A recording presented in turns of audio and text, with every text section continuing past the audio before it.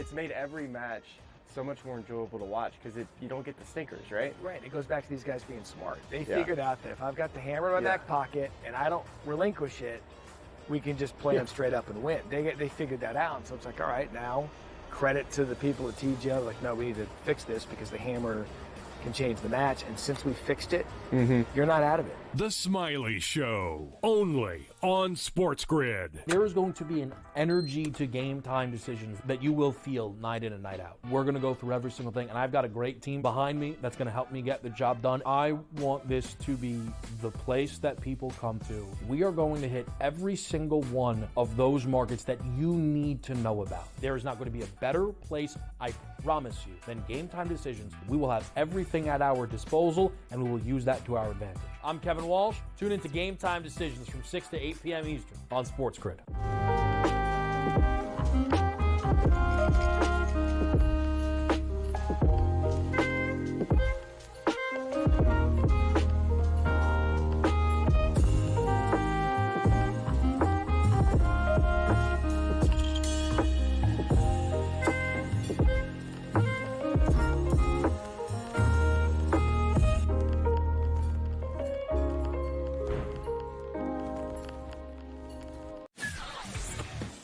Off of the combine this weekend, there's been lots of anonymous sources and position coaches and all these things that sat down in interviews with him.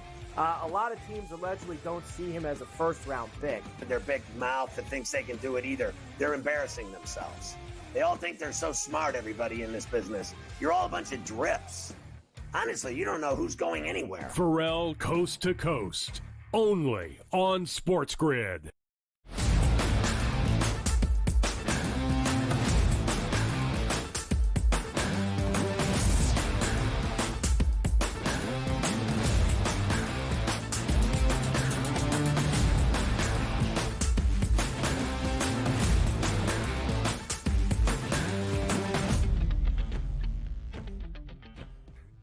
Hello and welcome to a Friday Live right here on the Early Line on SportsGrid and all across the SportsGrid network. That includes sportsgrid.com/watch, where you can find your favorite destination to consume everything all across the grid. He is Donnie Rightside. I am Ben Stevens. We are here together for the next 3 hours up until 11 a.m. Eastern Time. In DRS, the people have often heard of a Football Friday. And there will be some NFL headlines and some big news around the National Football League as the early portion of the offseason, officially in the 2025 league year, does roll on.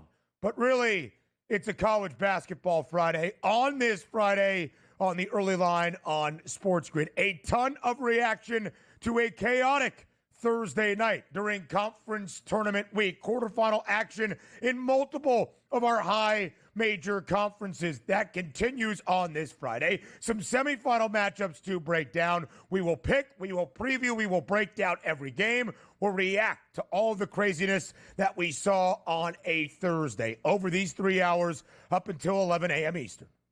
An absolute stacked deck on a Friday. You are right for 3 hours because the basketball card just as good, if not better, than what it was on a Thursday. The only question for me is will it be profitable because yesterday it wasn't. Give me some of those late three-point shots in my direction. Give me some fouls in my direction. Give me some overtimes in my direction today. It should happen, but a wonderful day all the way across. Starts early, ends late. This is the place you want to be on the SportsGrid Network to get you ready because today, tomorrow, and Sunday, some of the best basketball you'll see and also some of the best highlight shows you will see, which include a little Bracket Central action on Sunday night. And away we go, dancing into March. Our Bracket Central Selection Show, live Sunday evening at 7 p.m. Eastern Time. It will be myself and the coach, James Young, JY, to get you set as we embark on a month of madness. DRS, yesterday you called Thursday maybe one of your favorite college basketball days of the entire season. And all the drama and chaos that we saw certainly lived up to that billing. Even some scary times for the Duke Blue Devils. At the close of the opening half, when Duke was taking on Georgia Tech as a 22.5-point favorite, and the Yellow Jackets were giving the Dukies a run in the opening 20 minutes, Cooper Flagg goes up for a rebound late in the first half, comes down awkwardly on his left ankle, had to be escorted off the floor by his teammates. He was back in the tunnel in a wheelchair to get x-rays. Those are negative, but Cooper Flagg did return to the bench, did not return to the game. A scary moment for Duke, who does prevail thanks to Con Knippel in a career-best 28 points. Duke beats Georgia Tech 78-70, but the story, DRS, is really Cooper Flagg.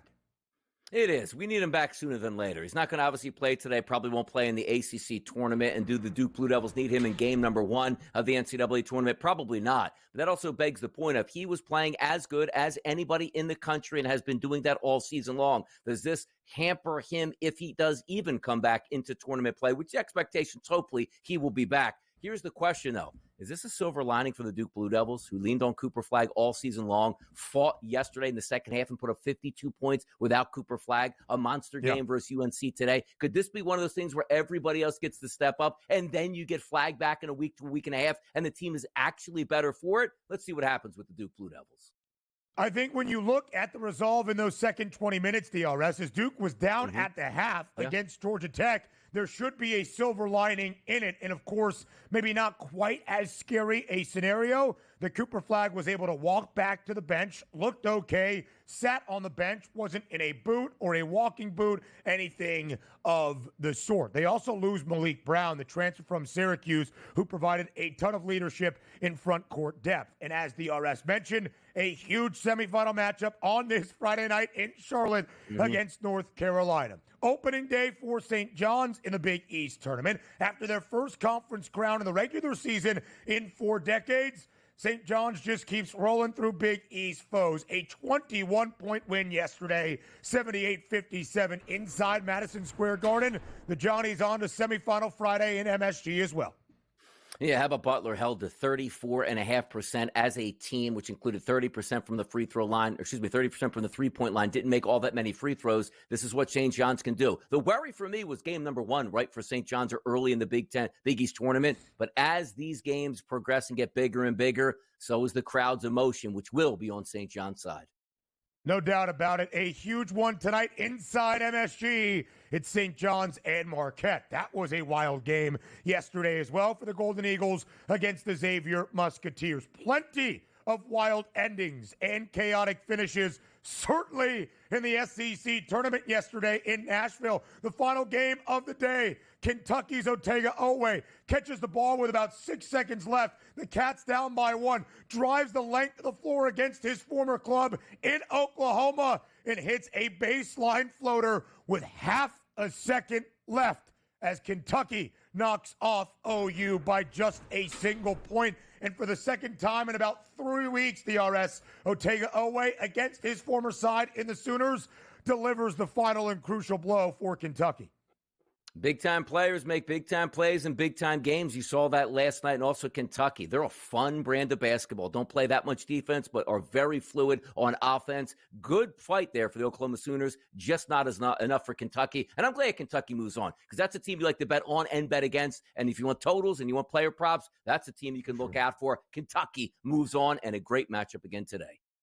A over team to the nth degree, over 160 and a half for Kentucky. We saw double overtime in the Lone Star Showdown between Texas and A&M. We saw Sean Padula nearly at the buzzer for Ole Miss, delivering a huge shot against Arkansas. So much craziness yesterday in the SEC tourney. It is now quarterfinal Friday, where the top 4 seeds enter the fold as well. Same story in the Big Ten. Some NBA action, just a 5-game slate last night, but the Milwaukee Bucks, as a 7-point home favorite against the LeBron-less Lakers, pick up a big victory. A 20-point win for Milwaukee, despite DRS 45 points out of Luka Doncic, but 126-106 as Giannis and Dame prevail for Milwaukee last night. Yeah, I thought the Lakers would be able to hang around. If you told me before the game Luka would drop 45 points, they probably think you might won the game, or at least it's a close one. And that's actually a worst-case scenario. Lose by 20 and Luka has 45. So what does that actually mean when Luka doesn't bring his A game, which tonight they're getting 2 touchdowns from Denver in elevation? Tough stretch for the Lakers as they try to weather the storm without LeBron James. DRS, we said it. Luka Doncic can almost single-handedly carry a team. You think they lose by 20 last night, and Luka was 4 of 19 from the floor. Quite the opposite, 45.7 of 13 from three. Some more history last night for Stephen Curry in the Northern California contest against the Sacramento Kings. Steph needed just 2 threes to hit 4,000, of course, becoming the first player in NBA history to ever do that. And that's exactly what Steph got as the Dubs pick up a big win. 130-104, 11 straight victories with Jimmy Butler in the starting five, despite only 6 points out of Butler last night. And a chance last night to come back and play for Domantas Sabonis. Did not play, and boy, glad I guess he didn't play. They got wasted last night at home for Golden State. It's one of those teams that's a veteran team playing well down the stretch, but not really in the public eye as a true contender possibility. Let's see over the next couple of weeks if they can really ramp up here and maybe see that win streak. It's 38-28 right now. Let's just say they get 15 or 20 games over 500 before it ends. They could be a player out west. Former Sacramento King De'Aaron Fox is being shut down for the remainder of the season with a finger injury. So no Wemby, no Fox. San Antonio trying to get in the Cooper Flag sweepstakes. Yeah, how about that? You go tag Sixers. They're trying to get in the flag sweepstakes right now as well. Paul George, is he ever going to play for the Sixers? Who knows? But everybody tanking as the season ends, it feels like. The quarterback carousel continues to spin around the NFL. Not Aaron Rodgers, not Russell Wilson. Gardner Minshew, DRS, the new backup in Kansas City. Yeah, it fits the profile there. But how about this? I'm hearing Aaron Rodgers holding out for more money from certain teams. Cut the ties, baby. It's the wrap on that guy. Send them into the darkness. College basketball next.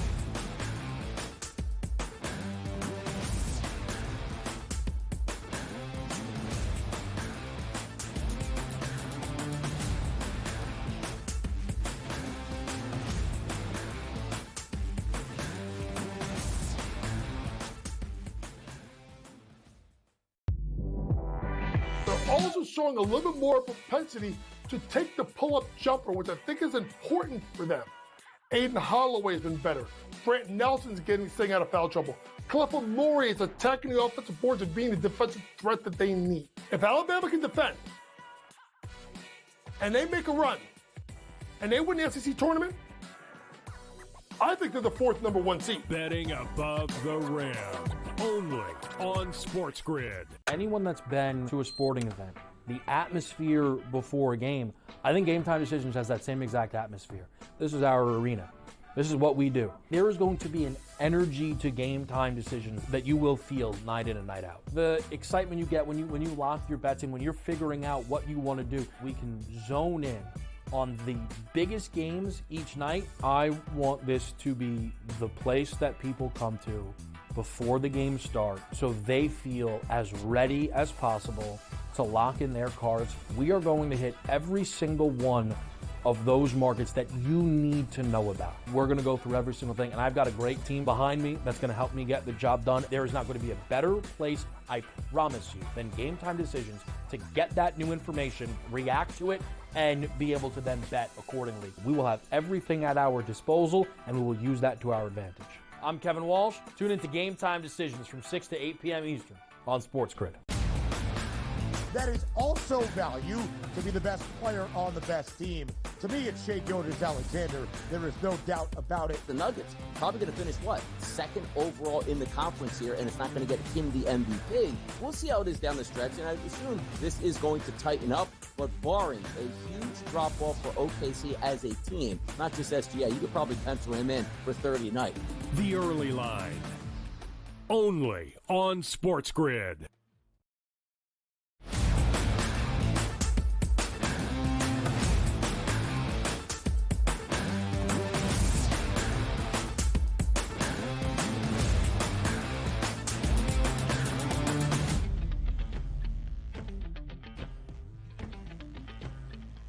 What a Thursday it was during conference tournament week. As we often say, in my opinion, there is nothing that truly rivals the round of 64 Thursday and Friday. But a couple of days throughout a college basketball season do get very close. And as Donnie told you yesterday, when you looked up and down the slate, starting at 11 a.m. Eastern time, and for the next 14 hours consecutively, and then some, there was going to be a great college basketball game with multiple on your screen at every single moment.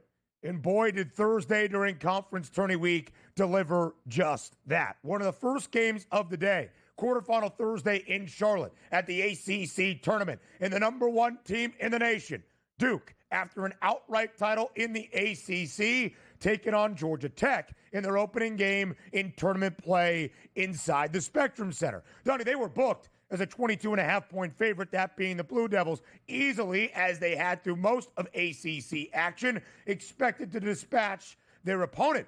It was a test early on. Georgia Tech held a double-digit lead early in the opening half, even led by 5 at the break. But that wasn't really the story in the opening 20 minutes. Late in the first half, Cooper Flagg goes up for a board, comes down awkwardly on his left ankle. He had to be carried off by his teammates. He was not putting any pressure on that left side. He was placed into a wheelchair in the tunnel. He was taken for x-rays. Thankfully, those x-rays negative, and as you see, Flagg did return to the bench without a brace, not placed in a walking boot, so that was a good sign. He did not return to action. We'll talk about Cooper Flagg a little bit more in just a moment. But, Donnie, you mentioned it to start off the show.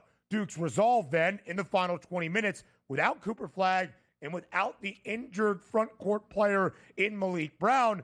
Duke rallies in the second. They win by 8, 78-70. Down by 5 at the break. Live line at a point. Got to 5.5. If you bet the Blue Devils then, you did get a cover and a 28-point performance, a career high for the other uber-talented freshman in Con Knipple, leading the Blue Devils to a big victory yesterday over the Bees. Yeah, we have to understand they were favored by 20-plus points. So regardless of a starter down or two, even if it's your best starter, you probably still should win that game. But also understand this. The game plan coming into the game for the Duke Blue Devils was roll the Yellow Jackets. Then your best player, you feel like, and if you're friends with them, teammates with them, coaching him, or fans of him, oh, no, you're thinking the worst-case scenario. We just lost him for the rest of the ACC tournament and also in March Madness, and that's going to send a chill right down the spine of your basketball team, which showed in the first half them down double digits. But understand this. Duke is a really talented team. They didn't even play well without the best player in the country, shooting 23% from the three-point line and 43% from the field and down double digits and still won the game by 8 points with a 52-point second half. That shows a lot of gumption for the Duke Blue Devils. And again, Donnie, they didn't play a team where they were, only laying 3 or 4 points. I get that. But you understand this, the height of it, where the excitement is the tournament coming up, and you might have just lost your ticket to a national championship game, and to fight back and win that game, I love that. And then to have your bitter rival on deck where you can end their season with a victory without your best player after beating them 2 times in a row already, and the last game of the regular season in the ACC. I like what I see from the Duke Blue Devils. We have a pick 6 coming up at the end of the show.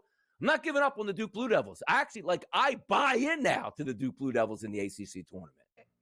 And, Donnie, you can get a much better price. We'll talk about the market movement during the game, after the game, in just a moment. But here is Duke head coach Jon Scheyer after the game about the status of his superstar in Cooper Flagg.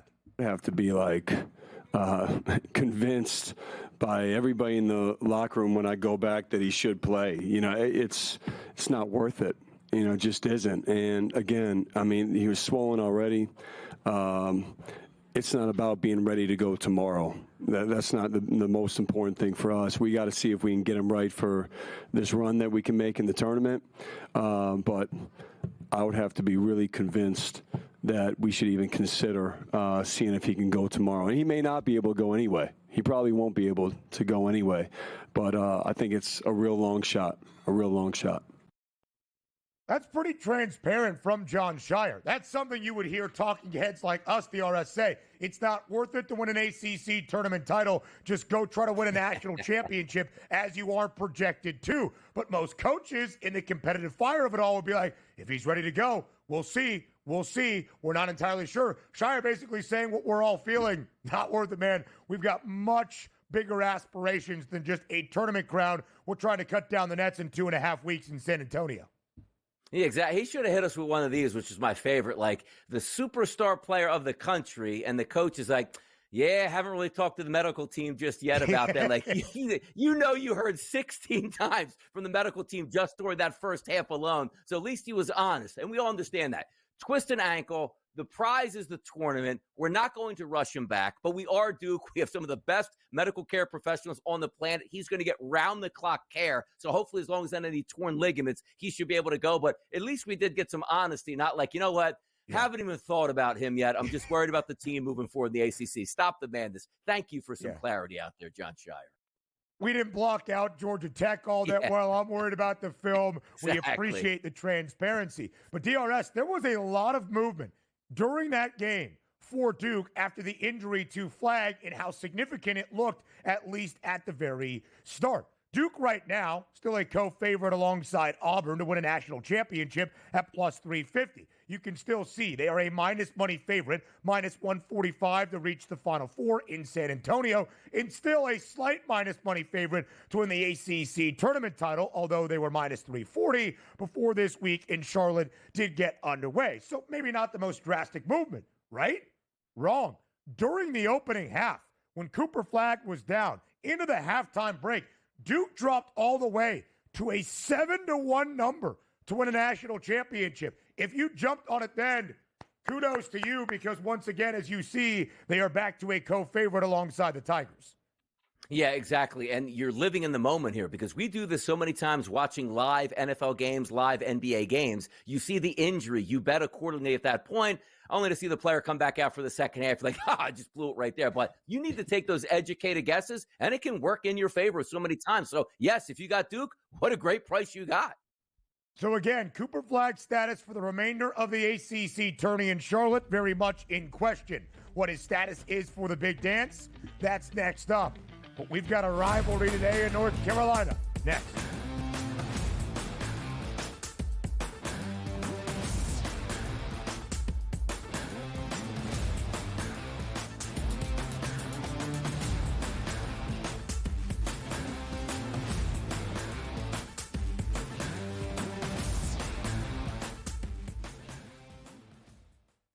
The game is on. The stakes are high.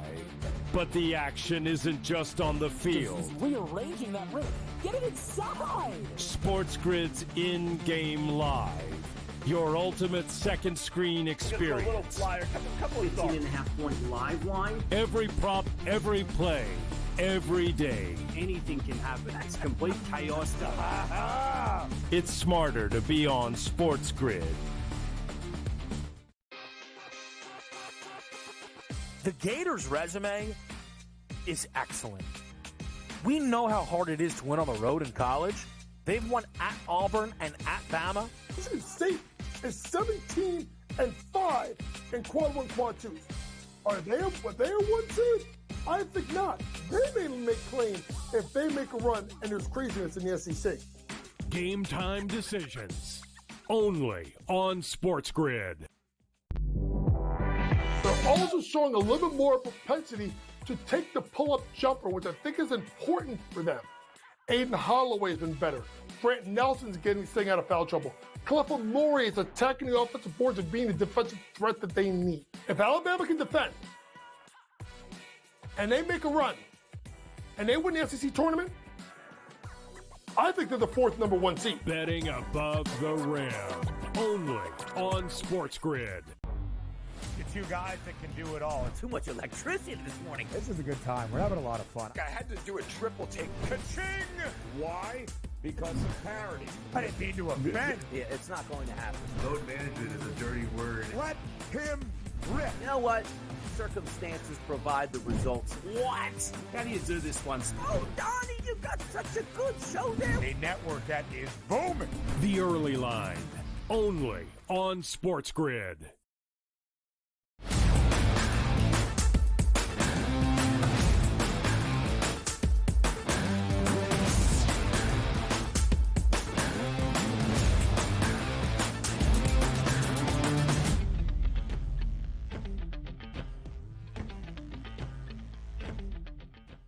The entirety of this opening hour, we are going to react and break down and recap everything we saw yesterday during conference tournament Thursday. Great games all across each and every high major level. In the ACC, Big 12 and Big East, it was quarterfinal Thursday. In the Big 10 and the SEC, round number 2, setting up quarterfinal Friday. And in the other 3 leagues, as we alluded to, semifinal Friday as well. Let's start in the ACC. So Duke does prevail. They don't come anywhere close to covering a pregame line of 22.5, but they are on to the semifinals. Is Cooper Flagg going to play today? Probably a 0.00001% chance that happens. But it is a very enticing matchup for the Blue Devils against North Carolina. UNC in the second half holding off Wake Forest in a low-scoring game that was frankly offensive to watch offensively. 68-59, UNC does prevail behind 23 points from R.J. Davis. So DRS, we'll get to Louisville and Clemson in just a moment. Some very tight games and a buzzer beater for Chucky Hepburn and the Cards, but it sets up a huge semifinal Friday night in Charlotte, even without Cooper Flagg. North Carolina and Duke for a third time this year. And UNC still looking for quad 1 win number 2, and maybe their ticket punch to the big dance. Yeah, and it could be one of those games that does put them over the hump and into the NCAA tournament. On a typical year, regardless of what you see you're getting from North Carolina, you just look at the record in ACC play and say they're minted already. They're already in. And some people actually figure they are already in. But now's that chance, and it's sort of like a backhand at this point where it's like, you know what? We're going to beat Duke. Yeah, we beat Duke quad 1, one of the best teams in the country, but without Cooper Flagg. But if you lose to them, it's almost like if Cooper Flagg was out there, would the committee look at that different? Like, hey, look, they fought him hard. They lost by 4 points in the ACC tournament. They were close already. They're in, as opposed to you lose to Duke by 2 points in this game without Cooper Flagg, then it automatically shuts the door and it counts as a negative, not like, well, they played a upper-level quad 1 team and lost on a neutral site. So I'm interested to see what happens there. The other teams in the ACC, not all that impressive all throughout. And yesterday, by the way, Carolina, 4 points over like the first 6-7 minutes of that game. Didn't really look good and finally caught their swag here and got a late game, 68 points. I think their team total, which I had, was 76.5 at that point. Not impressive across the ACC yesterday for teams. Louisville should have plastered, Stanford at that point. Barely got by. You take a look at Clemson, who is a better basketball team than SMU. Low-scoring, hard-fought game. So I'm not looking at this going like, hey, who's the angle now to play in the ACC because Duke is probably going to be without their best player. I would like it better if Louisville by double digits, Clemson by double digits, UNC really put it on Wake Forest. We didn't get that there. So that's why I look at Duke saying, you know what? They just might be okay to win the ACC without Cooper Flagg. That'd be incredible. DRS, I can't really hear what you're saying right now. The IFB not working great, but I think the points are sound. Clemson knocking out SMU 57-54. The Tigers were a 6.5-point favorite. That should eliminate Andy Enfield and his Stangs from at-large consideration. And what a wild ending it was in the first game of the night session last night in Charlotte. Louisville and Stanford tied at 73. In the closing moments, Terrence Edwards for the Cards hoists a 3 from the top of the key. No good. Few seconds left. A battle for the board underneath. Physically, I'm not even still sure how the ball ended up in Chucky Hepburn's hands, the transfer from Wisconsin, from Bellevue, Nebraska, the ACC Defensive Player of the Year. But he was Johnny on the spot and stayed ready at every time. Caught it, fired, good. 75-73 as the horn sounded in Charlotte. So, Donnie, to your point, which I think I heard slightly in terms of those ACC tournament title odds, Duke's still a slight minus money favorite, minus 110. Duke's still, even without Cooper Flagg more than likely, 7.5-point favorite tonight against Carolina. On the other side, Louisville and Clemson basically in a pick'em, the Cards and the Tigers tied with the same number to win that ACC tourney title at a plus 340 price. Yeah, I got to break that game down just a little bit more today as it shows up. I saw Rain Smith, one of the better three-point shooters in the country. He's been down for some time with an ankle injury, trying to rehab that. Was out of the boot yesterday, walking around pregame, but still not playing yet. But if I'm without looking at the numbers right now, I am leaning towards Clemson in that Louisville game. Louisville does have some firepower, but it will be interesting to watch it play out and would not be surprised if Clemson does wind up as the ACC tournament champions. We'll see it play out, though, coming up soon. And just so you know, North Carolina's price, if you think the Carolina Tar Heels can make a run, not just past Duke, but not even worry about an at-large consideration in the automatic bid. UNC at this moment, plus 650. Let's talk some Big East ball in the Garden next.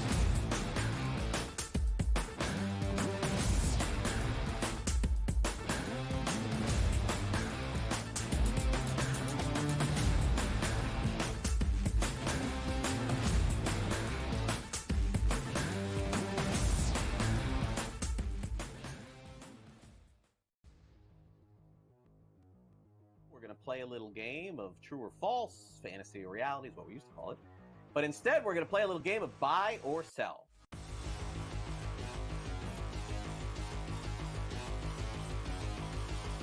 Rafael Devers had a press conference and basically said, I ain't moving off third base. I'm a third baseman. I won't play DH. I won't play anywhere else. Alex Bregman was just signed, so how's this going to work out?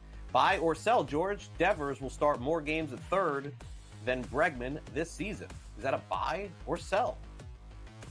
Yeah, Devers is a horrific third baseman. All right, he's bad. I think he ranks dead last in the league here. I think Cora is going to talk to Devers. Apparently, they are close. And just listen, you got to move, buddy. I'm sorry. You got to move. We're a better team with Bregman at third. I think he's dug in here, man. I don't know. I know that there was a report a few days ago that they were talking about it and sort of working things out, but I think in the end, cooler heads will prevail. But I don't know when that's going to be. I'm going to buy this. I'm going to say that Devers starts like 90 games at third base this season. And I think that'll probably be the compromise here. I think that Bregman will start some, Devers will start some. Bregman's still a Gold Glove third baseman at this stage of his career. It doesn't really add up. The other thing that happened is over the course of Big Poppy's career, he moved off first base, he went to DH. And Big Poppy was Devers, right? I mean, pretty similar in stature there. But Devers just seems to be really dug in on this. I think if it was going to happen, George, we would know by now. And it hasn't. We just heard that it may. So I am going to buy. I don't think Devers plays 150 at third base or even 140 or anything like that. But I do think he plays more than Bregman at third. I think that they have a compromise where they play both. Fantasy Sports Today, only on SportsGrid.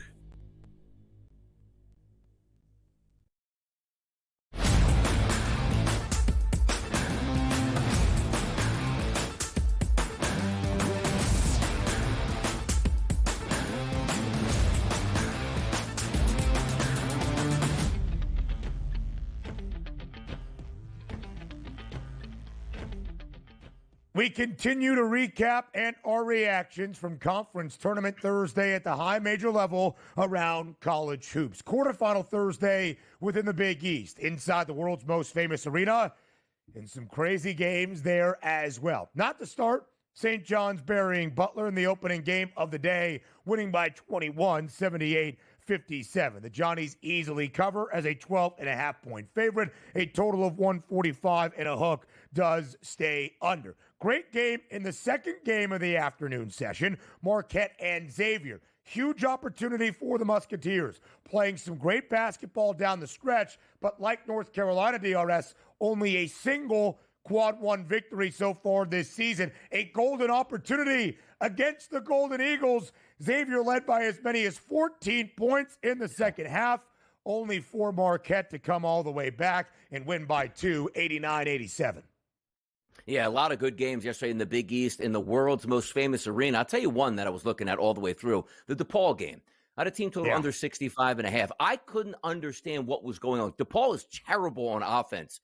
36-21 at the half. DePaul, I'm like, is Creighton just giving up on the season at this point? And then they go all the way down and go into double overtime, and Creighton ends up winning. But hear me out on this, and we see this a lot. And it's not because I lost a wager. Sometimes I watch like, I might be able to get lucky here. Maybe a layup by DePaul. Maybe they get to the free throw line. They won't be able to get their team total, win the game in regulation. Everybody goes home happy. I will never understand this. If, Ben, you have, let's just say, 3 to 4 seconds left, and you got to hoist a 29-foot three-point shot at the buzzer in a tie game, I'll deal with that. When you have like 15 seconds left, and your draw-up design is a 28-foot three-point shot basically at the buzzer, which got blocked, I will never understand that. What happened to drive to the rim, get fouled, or kick it out for a wide-open jump shot. It's just the way it is sometimes. So Creighton, big-time win. Why? Against a bad team, because they were getting embarrassed, but also the other side. DePaul missed a golden opportunity there where they could have closed that game out, weren't able to do it. But it was a fun game to watch all the way through. I just wish it was lower scoring from one team's perspective. But listen, if you are the Blue Demons, and what a game it was, the forced double overtime, the environment inside the Garden, absolutely raucous. And most of the casual fans who were probably there, DRS, for the final game of the night, Connecticut and Villanova, were kind of hoping for the underdog.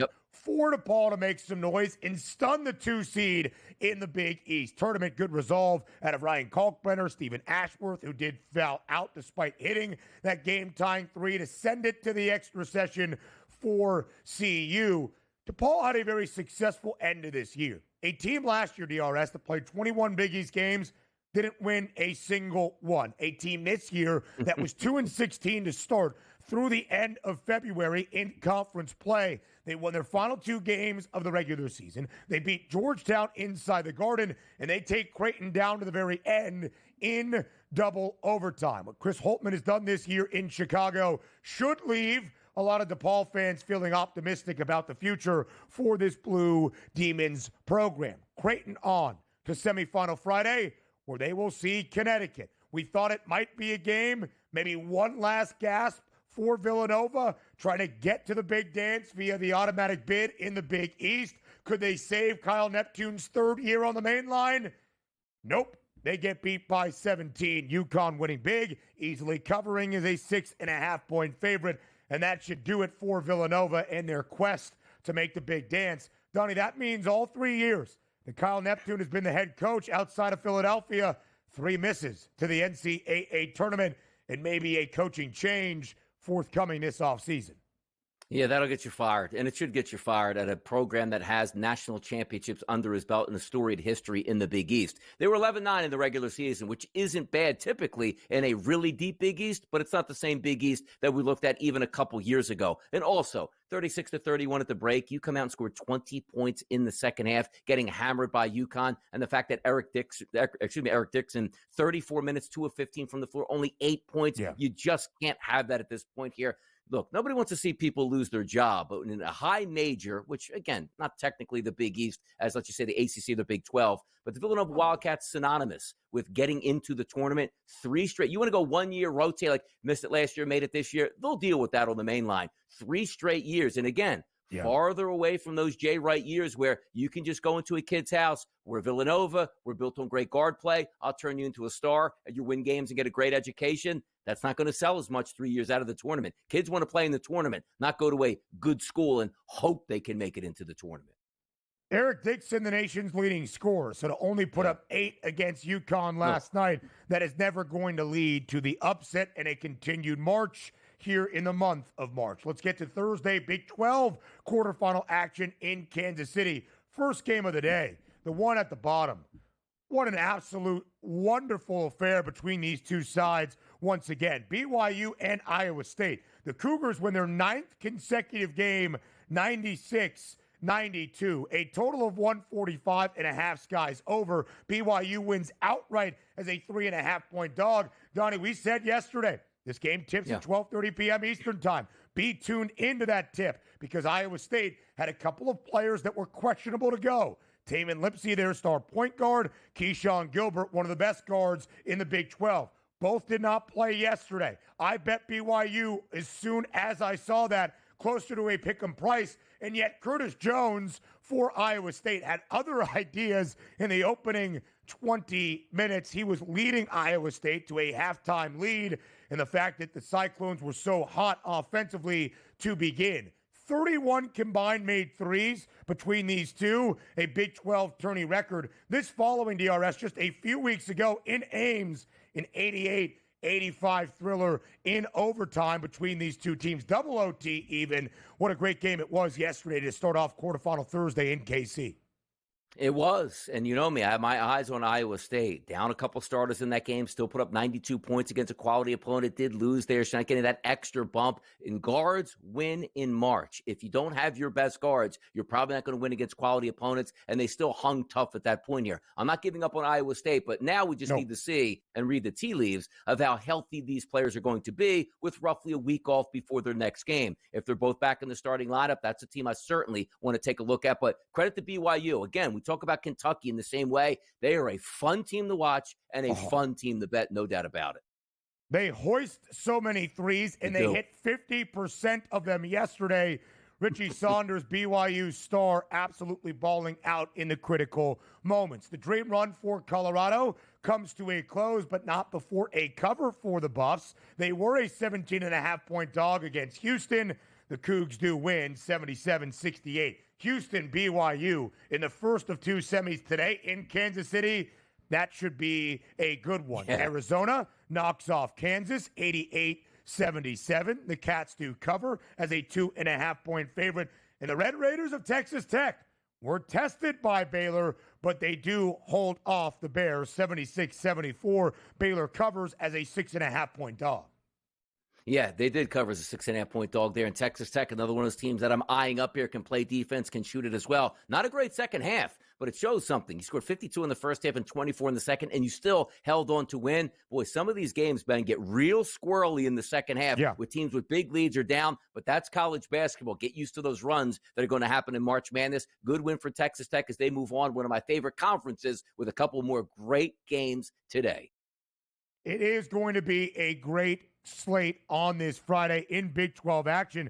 And DRS, despite the fact that Kelvin Sampson's Cougs are the third most efficient defense in college basketball, they'll let you take a couple of threes if you want them, and that's exactly what BYU wants to do. The Cougs and the Cougs, 7.5-point spread in the first game of semifinal Friday on in the Big 12 tournament in Kansas City. Houston, of course, favored. That total 135.5.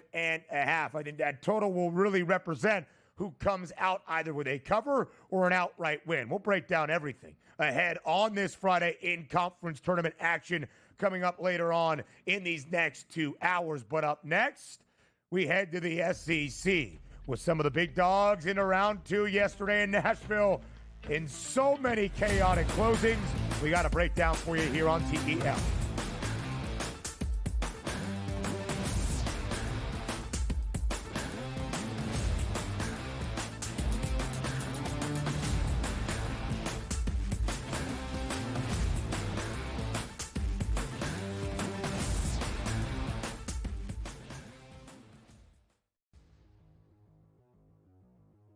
Play a little game of true or false, fantasy or reality is what we used to call it.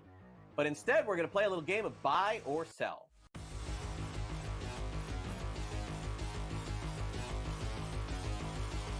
Rafael Devers had a press conference and basically said, I ain't moving off third base. I'm a third baseman. I won't play DH. I won't play anywhere else. Alex Bregman was just signed, so how's this going to work out?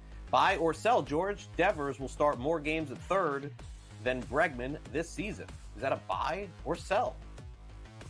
Yeah, Devers is a horrific third baseman. All right, he's bad. I think he ranks dead last in the league here. I think Cora is going to talk to Devers. Apparently, they are close. He said, listen, you got to move, buddy. I'm sorry. You got to move. We're a better team with Bregman at third. I think he's dug in here, man. I don't know. I know that there was a report a few days ago that they were talking about it and, sort of working things out. But I think in the end, cooler heads will prevail. But I don't know when that's going to be. I'm going to buy this. I'm going to say that Devers starts like 90 games at third base this season. And I think that'll probably be the compromise here. I think that Bregman will start some. Devers will start some. Bregman's still a Gold Glove third baseman at this stage of his career. It doesn't really add up. The other thing that happened is over the course of Big Papi's career, he moved off first base. He went to DH. And Big Papi was Devers, right? I mean, pretty similar in stature there. But Devers just seems to be really dug in on this. I think if it was going to happen, George, we would know by now. And it hasn't. We just heard that it may. So I am going to buy. I don't think Devers plays 150 at third base or even 140 or anything like that. But I do think he plays more than Bregman at third. I think that they have a compromise when they play both. Fantasy Sports Today, only on SportsGrid.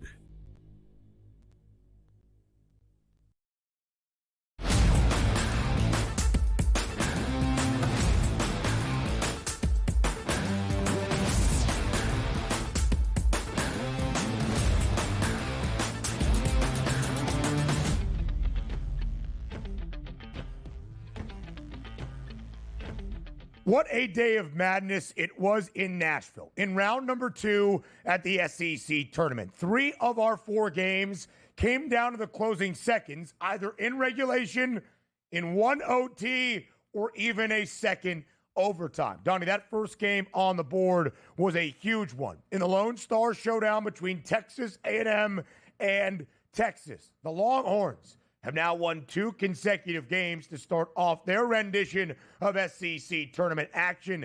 And that one yesterday over their bitter foes in the Aggies might be good enough to send Texas to the NCAA tournament. Now healthy, this Texas team looks like the preseason top 25 team we all expected to be, led by one of the great freshmen in the sport in Trey Johnson. They outlast the Aggies in double overtime, 94-89. Texas wins outright as a 5.5-point dog. Yeah, like you say in the NFL, any given Sunday, in the SEC, any given day, anybody can beat anybody, it feels like, outside of maybe South Carolina, and you're seeing some of those results. You can get hot in this tournament. You can put up more victories. You can start to sway some opinions. You can put yourself in the bubble. Let's just say Texas just keeps winning and winds up, let's just say, in the SEC title game, in the toughest conference here, only going 6-12 in the regular season, and as you said, getting healthy now, playing better at the right time. That could sway some people and some information to go with you as opposed to against you. But also a double overtime victory, all that moxie here. But understand this, you don't play a double overtime game like, whew, man, we don't play again until next Sunday. No, you play right away the very next day. We'll see if Texas is up to the challenge. And we'll see, right? That slingshot theory. Texas playing their best basketball. Can they continue doing just that?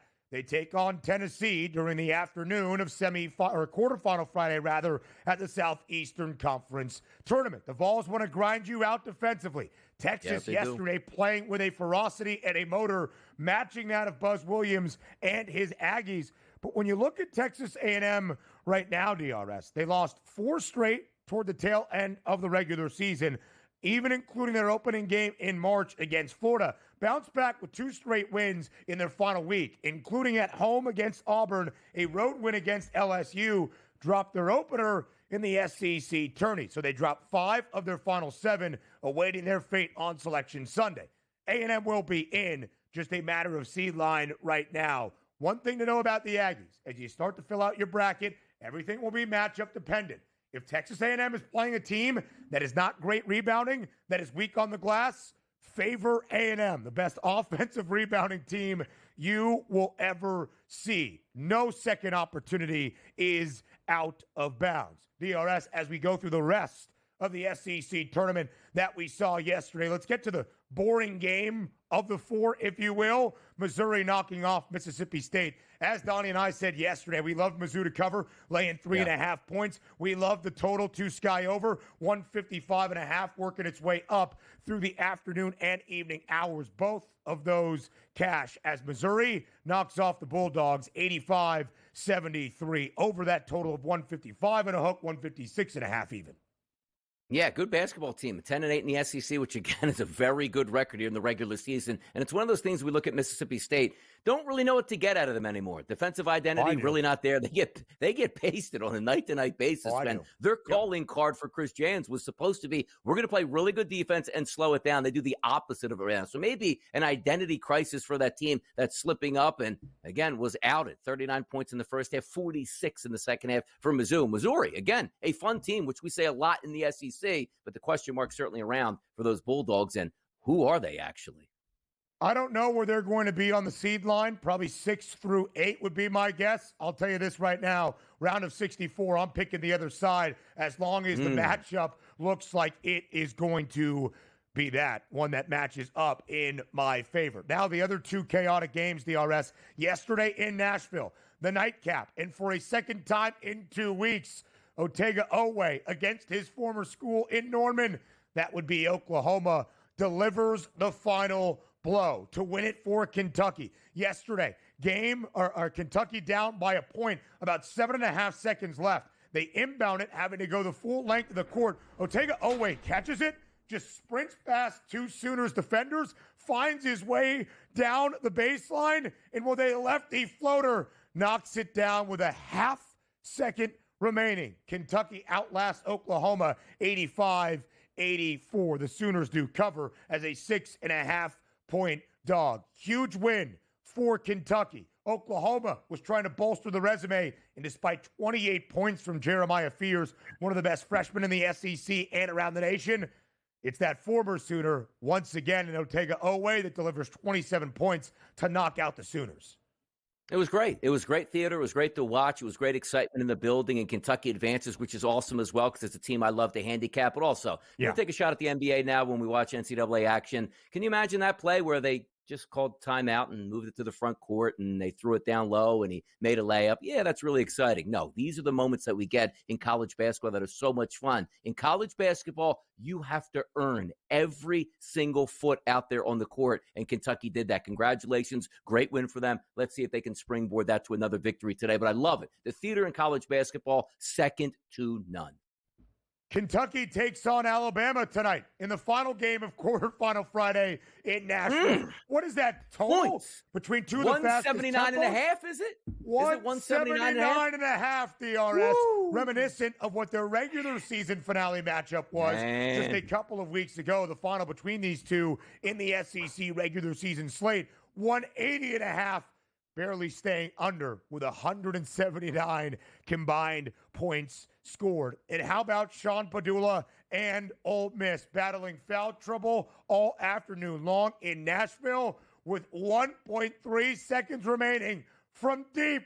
Padula delivers the game winner as the Runnin' Rebs hold off Arkansas and hand a big, big defeat to the Razorbacks. Trevin Brazile at the line for the Hogs, DRS, with 7 seconds left. Game tied at 80-all. Misses both free throws, setting the stage for that Padula onions near the buzzer for Ole Miss. It's about guard play. DJ Wagner coming out of Camden, New Jersey, one of the highest touted freshmen you're going to see. And one of the biggest games that he played this year, 3 of 12, 0 for 5 from the three-point line, 9 total points here as Arkansas goes down. Are they still a tournament team, though, with 8 wins? Are we saying that or no? I still believe they are. You see the other star guard in the crowd? Marshall Henderson. More CBB next.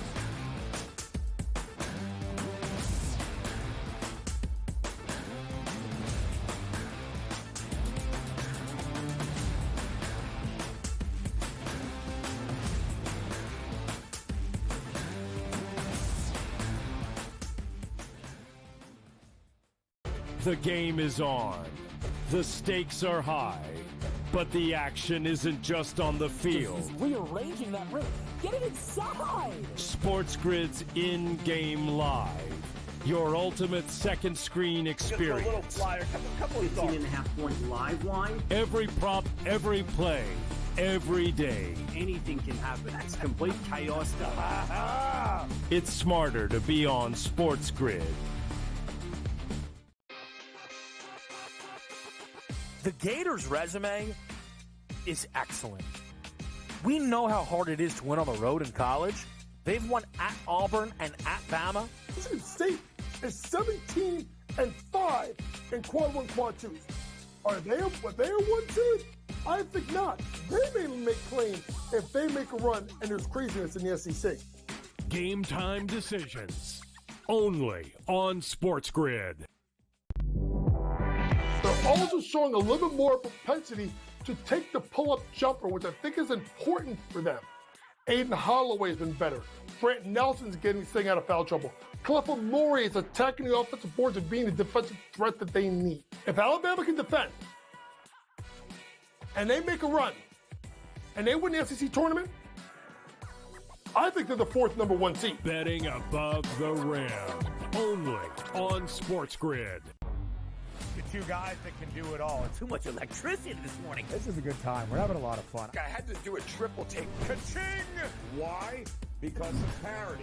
I didn't mean to offend. Yeah, it's not going to happen. Load management is a dirty word. Let him rip. You know what? circumstances provide the results. What? How do you do this one? Oh, Donnie, you got such a good show there. A network that is booming. The Early Line, only on SportsGrid.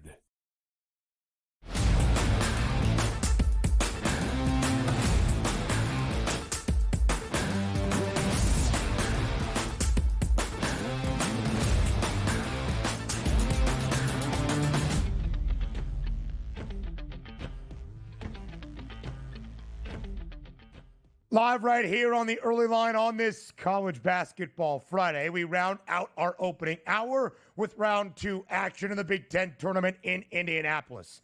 A heartbreaker for DRS in the first game that you will see. 5-13 matchup between Wisconsin and Northwestern. The Badgers really in control for a good majority of the second half, pulling away, extending their advantage. A late Northwestern 3 with about 13 seconds remaining, rather meaningless for the overall outcome of the game, does allow the Cats to cover as a 7.5 point or 8.5 point underdog. Donnie, I am sorry once again. But it wasn't like this was one of those where, I'm out and about with the wife. I'm just checking on my phone. It's 68-51 with 3 minutes to go in that game, about 3.5 minutes to go. So it's like, all right, you walk it up the court, the subs are in, maybe each team makes a shot or two and you go home. But then when I got home and I saw the final score, 70-63, when you're laying, 7.5, 8.5 points this one, you say, all right, well, let me go back to see what happens. And when does this always go against you, where it's okay, you splash down a triple with roughly 30 seconds left to go to make it 7, and we agree to walk off the court? That never happens in your direction. That's always a foul. Like, what are you doing fouling? The game, because the game is over, but they usually play it out specifically. Correct me if I'm wrong. Like Northwestern's not like, we're already in the tournament at this point, so it's no big deal. We don't have to fight for our lives. That was the most disappointing. But again, a 17-point lead with 3 minutes to go that you lose the cover, and then also on a late 3-ball that goes down, that if it misses, they would have walked off the court. But I can't believe they didn't foul. Even if they fouled, I missed one of the 2 free throws and still lost. I'm like, you know what? I'll live with that. The fact that they just wasted 20-plus seconds with no foul, that never happens when you need that to happen. Northwestern not in any postseason tournament. That was the final game of their season. So a tough one, DRS, for you. Wisconsin in the 5-4 matchup will take on UCLA later this afternoon in Indy. The first game of the day, the top team in the conference, Michigan State, will take on Oregon. The Ducks yesterday prevailing past Indiana 72-59. Oregon covering as a 2.5 point favorite. Dana Altman has been the head coach in Eugene since the start of the 2010-2011 season. That's the last 15 years. Dana Altman's record at Oregon in the month of March alone, 75-30. It is the highest win total around the country at any program at the D1 level in the month of March in the last decade and a half. Going up against the guy whose last name is synonymous with March in East Lansing this time of year. A really great one to start quarterfinal Friday, Michigan State and Oregon today in Indianapolis. Yeah, good one here. And also heard Scotty talking about yesterday on the network how angry he is at his Indiana squad that's 10-10 and an underwhelming performance with an overwhelming crowd on your side and your advantage. And you came up with a 59-point effort. That's certainly not going to turn any heads at this point. So 10-10 Indiana, like I don't really check like Lunardi day to day. They're out, right? They're out. Are they out at this point? Like, is it a done deal for Indiana, or is there a chance? They were in the tournament as of yesterday, as of this week.